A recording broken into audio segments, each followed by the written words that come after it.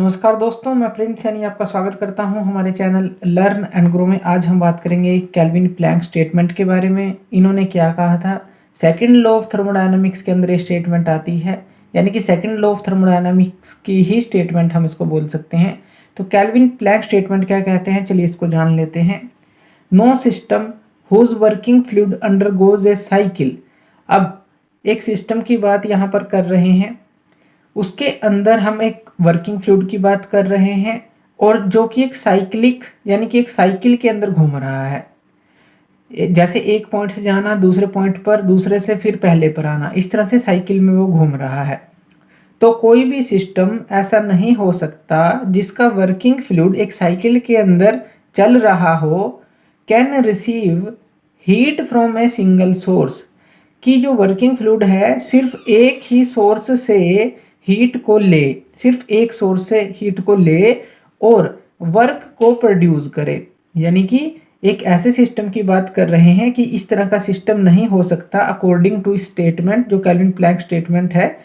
तो यहाँ पर कोई इस तरह का सिस्टम नहीं हो सकता जिसके अंदर जो वर्किंग फ्लूइड है एक साइकिल के अंदर चल रहा है और वो हीट ले रहा है सिर्फ एक सिंगल सोर्स से और वर्क को प्रोड्यूस कर रहा है without rejecting heat to sink. अब हमारे पास देखिए दो चीजें होती हैं। एक हम लेते हैं सोर्स। सोर्स क्या होता है? जिसके पास इनफाइनाइट एनर्जी आप कह सकते हैं, एक तरह का रिजर्वायर जो है स्टोरेज है, यानी कि यहाँ पर इनफाइनाइट एनर्जी है जिसकी एनर्जी कांस्टेंट रहती है, चाहे आप इसमें हीट को ऐड करें या निकालें वो कांस्टेंट रहेगी। दूसरी टर्म होती है हमारे पास सिंक थर्मोडायनामिक्स में। ये भी हमारे पास एक तरह से स्टोरेज होती है, लेकिन ये लोअर टेम्परेचर पे होती है। ये हाई टेम्परेचर पे होता है जो सोर्स है, और ये जो है लोअर टेम्परेचर पे होता है, बिल्कुल सोर्स की तरह ही होता है। यानी कि इसमें से हीट को निकालें या लें, इसकी भी इनफाइनाइट एनर्जी होती है, इसकी भी इनफाइनाइट एनर्जी होती है, बस ये हाई टेम्परेचर पे होता है। और जो सिंक होता है उसको हम लोअर टेम्परेचर पर लेते हैं। अब इस डेफिनेशन को समझेंगे और जो दूसरी डेफिनेशन है उसको भी डिस्कस कर लेते हैं इसी के अकॉर्डिंग, या फिर दूसरी डेफिनेशन और आसानी से समझने के लिए। It is impossible to construct an engine. अगर हम बात करें कि इंजन जो है इस तरह का नहीं बनाया जा सकता, इम्पॉसिबल है किस तरह का, जो कि एक साइक्लिक के अंदर, यानी कि जैसे यहाँ पर वर्किंग फ्लूइड साइकिल में घूम रहा था, जो कि वर्क कर रहा हो एक साइक्लिक प्रोसेस के अंदर, और सारी जो हीट सप्लाइड है यहाँ पर आर लिख देते हैं, जो कि कन्वर्ट करे सारी हमने जो हीट सप्लाइड करी है to equivalent amount of work, यानी कि पूरी हीट को ये कह रहा है कि पूरे वर्क में कन्वर्ट कर दे। इस तरह का इंजन हम बना ही नहीं सकते, इम्पॉसिबल है, क्योंकि इस तरह के इंजन की एफिशिएंसी कितनी होगी? 100%। कि जितनी हीट ली उसने उतना ही वर्क डन हमें दे दिया। तो केल्विन प्लैंक स्टेटमेंट के अकॉर्डिंग इस तरह का इंजन बनाना इम्पॉसिबल है।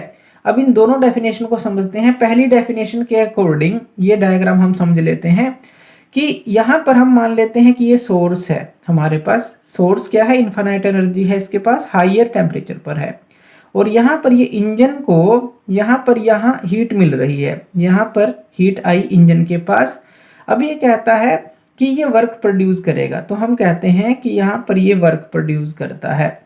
लेकिन अगर हम कहें कि ये जो है सिंक को, या कहें कि लोअर टेम्परेचर पर हीट रिजेक्ट ना करे, इस तरह का सिस्टम नहीं बन सकता।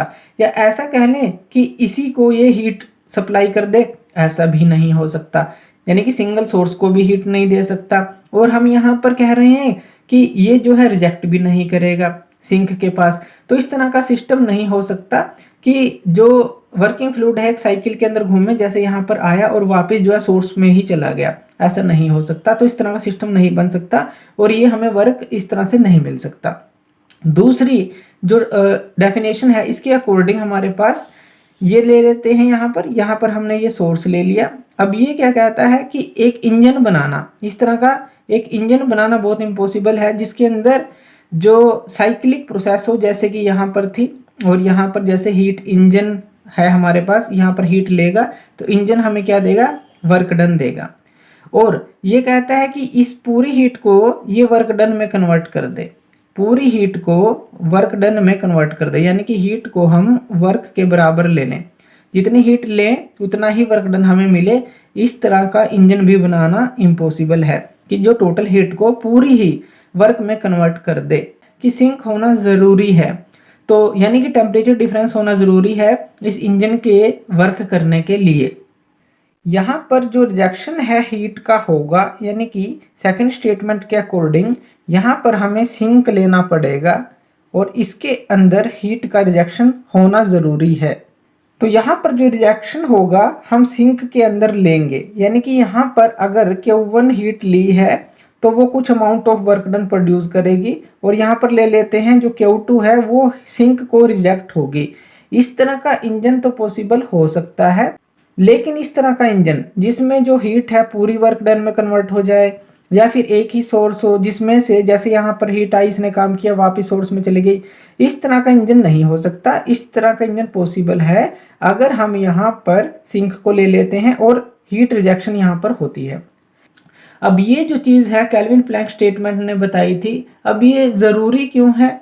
क्योंकि इसके थ्रू जो है हीट इंजन्स जो हैं उनकी एफिशिएंसी के बारे में पता लगाया जा सकता है कि वो कितने एफिशिएंट हो सकते हैं।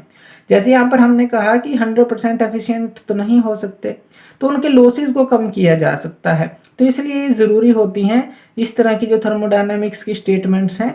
तो ये जो स्टेटमेंट है हीट इंजन के बारे में एक तरह से हमें बताती है, उसकी एफिशिएंसी के बारे में हमें बताती है कि वो पूरी तरह से 100% एफिशिएंट नहीं हो सकता।